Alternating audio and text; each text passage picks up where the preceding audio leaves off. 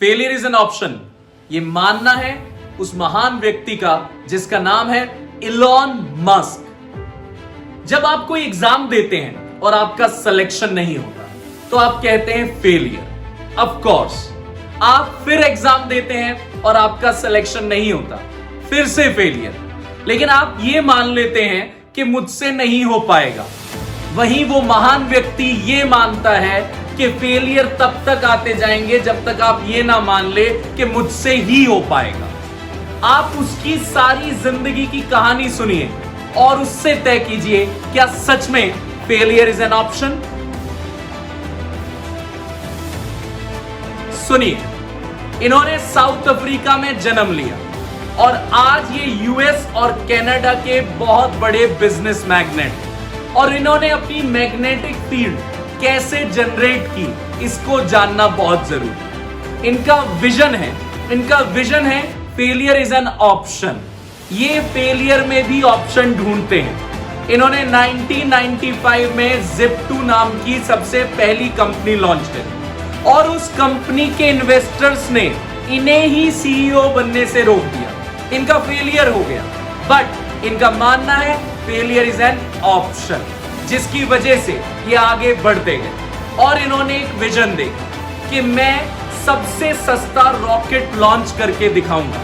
मैं space rocket सबसे सस्ता लॉन्च करके दिखाऊंगा, जिसके लिए ये रशिया गए। रशिया में लोगों ने इनके बजट पे इनका मजाक उड़ाया, लेकिन इन्होंने हार नहीं मानी। ये वापस आए और वापस आने के बाद इन्होंने बिना किसी टेक्निकल प्रोफेशनल डिग्री के अपने आप को रॉकेट साइंटिस्ट बनाया। कैसे? खुद पढ़ के, इंसाइक्लोपीडियाज पढ़ के, खुद बुक्स को पढ़कर, क्योंकि उन्होंने ये तय कर लिया था फेलियर इज एन ऑप्शन। जिन्होंने ढूंढ लिया था कि हर फेलियर में कुछ ऑप्शन छुपा होता है। साल था 2002 का, जब इन्होंने अपनी कंपनी स्पेसएक्स में ये तय किया कि मैं रॉकेट खुद डेवलप करूंगा। इन्होंने अपनी एक टीम बनाई। 2006 जाते जाते इन्होंने अपना पहला रॉकेट लॉन्च तैयार किया।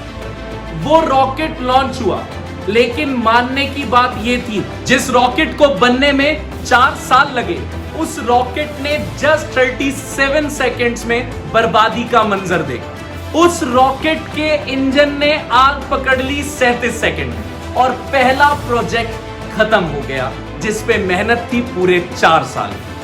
उसके बाद उन्होंने हार नहीं मानी, क्योंकि उनका मानना तो ये है फेलियर इज एन ऑप्शन। इसके बाद उन्होंने दूसरा रॉकेट लॉन्च किया। दूसरा रॉकेट लॉन्च हुआ, लेकिन वो अपनी ऑर्बिट में पहुंचने से पहले ही ऑफ रूट हो गया। उसके बाद जब तीसरा रॉकेट लॉन्च हुआ और वो ऑफ रूट हो गया, उस टाइम तक जाते जाते उनके सारे फंड्स खत्म हो गए और उनकी कंपनी के खुद चीफ इंजीनियर्स और मेजर साइंटिस्ट उन्हें छोड़ चुके थे। लेकिन उन्होंने हार नहीं मानी। उन्होंने कहा मैं तब तक रॉकेट लॉन्च करूंगा जब तक कामयाबी ना पाए। उन्होंने फिर रॉकेट लॉन्च किया, लेकिन कमाल की बात यह थी, इस बार चीफ इंजीनियर पूरे प्रोजेक्ट के वो खुद थे, जबकि उन्होंने कोई टेक्निकल पढ़ाई नहीं की थी। लेकिन फिर भी वो रॉकेट साइंटिस्ट बने, सिर्फ बुक्स को पढ़कर। उन्होंने रॉकेट लॉन्च किया और रॉकेट लॉन्च कामयाबी से करा। फिर 2 महीने के अंदर अंदर उन्हें नासा से एक मेजर प्रोजेक्ट मिल गया इसी रॉकेट लॉन्च के ऊपर। उन्हें इतना बड़ा असाइनमेंट मिला, जिसकी वजह से उनकी पुरानी सारी फंड्स की भरपाई हो गई। ये उनके फेलियर इज एन ऑप्शन देखने का ही विजन था। लेकिन उनकी कहानी यहीं तक खत्म नहीं होती। उन्होंने 2011 में जाके लोगों को कहा मैं ऐसा रॉकेट बनाना चाहता हूं जो केवल लॉन्च ना हो बल्कि लैंड भी हो। ये सोचने की बात है, रॉकेट लॉन्च होते हैं लेकिन सेम रॉकेट लैंड नहीं होता। उनका मानना यह था कि रॉकेट सैटेलाइट्स को लेके जाए और उसे अपनी ऑर्बिट में पहुंचाकर वापस सही सलामत लैंड हो जाए। लोगों ने फिर वही काम किया जो रशिया में किया।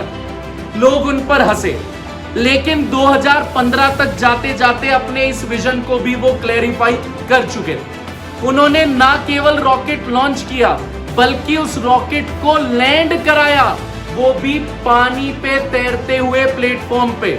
बहुत कमाल की बात है। उनका विजन था, और विजन क्या था? उनका विजन था फेलियर इज एन ऑप्शन, जो आपको समझना हो। अगर आप एक बार फेल हो जाते हैं तो वो एंड नहीं है, बल्कि वो ऑप्शन है। आप तब तक फेल होते रहेंगे जब तक आप ये ना मान ले ये मुझसे ही होगा, और आप तय कर लीजिए फेलियर इज एन ऑप्शन। अब वो काम कर रहे हैं एक प्रोजेक्ट पे जिसका नाम है टेस्ला। टेस्ला इलेक्ट्रिक कार्स वो लॉन्च कर चुके हैं।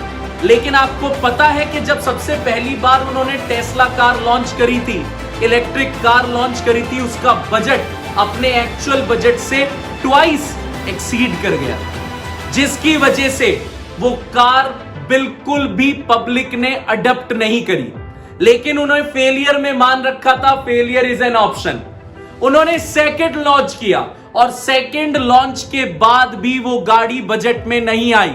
लेकिन कमाल की बात यह है, थर्ड बार जब वो कार लॉन्च हुई, वो लोगों की highly demanded car of US बन चुकी थी। ये उनका विजन है, क्योंकि वो तब तक हार नहीं मानते जब तक उसमें से कामयाबी नहीं ढूंढ लेते। ये सोच आपको रखनी पड़ेगी, आपको कामयाबी ढूंढनी पड़ेगी। ये वही इंसान है जो धरती पे एरोप्लेन से ज्यादा तेज चलने वाली ट्रेन दौड़ाना चाहता है। अभी आप लोग हंसेंगे, लेकिन नहीं, वो तब तक हार नहीं मानेगा जब तक ऐसा नहीं कर लेगा, क्योंकि फेलियर इज एन ऑप्शन। अब आपको मानना है, क्या फेलियर डेड एंड है या फेलियर एक ऑप्शन है? सोचिए इस बारे में।